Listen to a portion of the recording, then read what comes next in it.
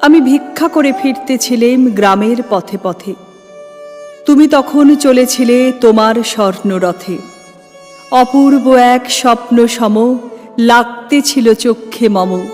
কি বিচিত্র শোভা তোমার, কি বিচিত্র সাজ। আমি মনে ভাবতেছিলাম, এ কোন মহারাজ।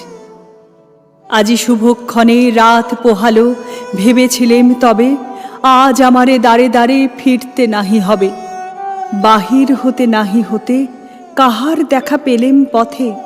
চলিতে রথ ধনুধান্য ছড়াবে দুই ধারে। মুঠা মুঠা কুড়িয়ে নেব, নেব ভারে ভারে।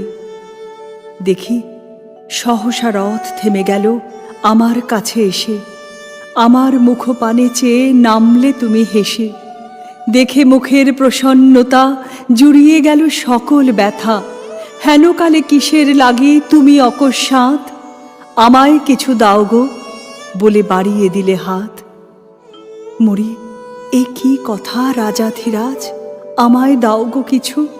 শুনে ক্ষণকালের তরে রইনু মাথা নিচু। তোমার কিবা অভাব আছে ভিখারি ভিক্ষুকের কাছে। এ কেবল কৌতুকের বশে আমায় প্রবঞ্চনা। ঝুলি হতে দিলেম তুলে একটি ছোট কণা।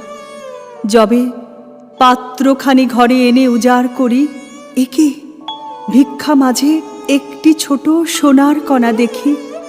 দিলেম যা রাজ ভিখারিরে, স্বর্ণ হয়ে এলো ফিরে। তখন কাঁদে চোখের জলে দুটি নয়ন ভরে।